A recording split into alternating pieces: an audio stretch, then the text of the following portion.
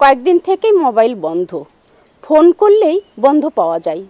কি যে হলো ছেলেটার, অতগুলো টাকা খরচ করে বিদেশে পাঠালে, একটা টাকা পর্যন্ত পাঠালো না। পাঠাবে বাবা, কাজ করে আগে টাকা জমিয়ে নিক, একসঙ্গে অনেক টাকা পাঠাবে। তোমার বাবা মাই বা কি মনে করবে? কিছু মনে করবে না বাবা।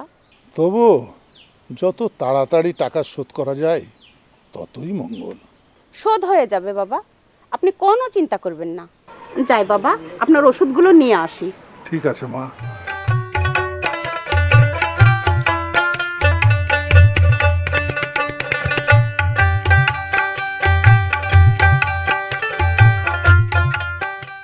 আসসালামু আলাইকুম মাদবর সাহেব। ওয়ালাইকুম সালাম রহমতুল্লাহ বারকাতু। তো মাকবর সাহেব, নতুন বৌমা কেমন ব্যবহার আচরণ করছে? কেমন আর করবে, ফকিন্নির ঘরের মেয়ে যেমন আচরণ শিখেছে, ওই মেম্বার বয় একটা আপদ চাপিয়ে দিল আমার ঘাড়ে। আমিও দেখে নেব, সুযোগ পেলে এর প্রতিশোধ আমি নিয়েই ছাড়বো।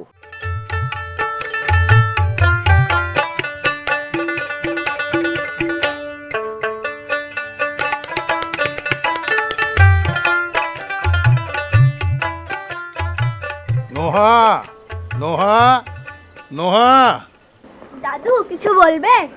আজ কি স্কুলে যাসনি? দাদু তো কিছুই জানে না, আজ স্কুল বন্ধ না। দাদু বাবা কবে আসবে?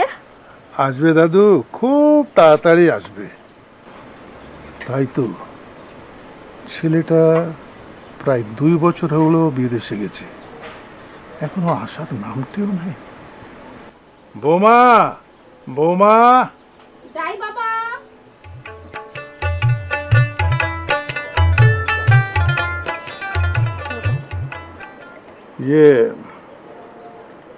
খোকার কোনো সংবাদ পেয়েছো? না বাবা, কোনো যোগাযোগ করা যায়নি। ওর সঙ্গের ছেলেটাকে একবার মোবাইল করেছিলে? ফোন করেছিলাম বাবা, ওর কলিগ বলল 2 দিন আগে সে ঘর ছেড়েছে।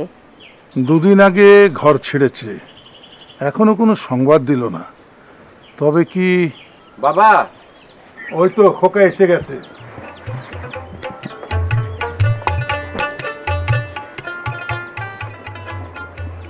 কেমন আছো বাবা? ভালো আছি। আমার মামনি, লক্ষ্মী মামনি, কেমন আছো মা? ভালো। তোমার কথা আমার খুব মনে পড়তো মা। আমারও। তাই না? তুমি আমার জন্য কি এনেছো? অনেক অনেক কিছু এনেছি মা। তোমার জন্য এনেছি, তোমার দাদু ভাইয়ের জন্য এনেছি, তোমার কাকুর জন্য এনেছি। আর আম্মুর জন্য? ও, তোমার আম্মুর জন্য? তোমার আম্মুর তো অনেক কিছুই আছে।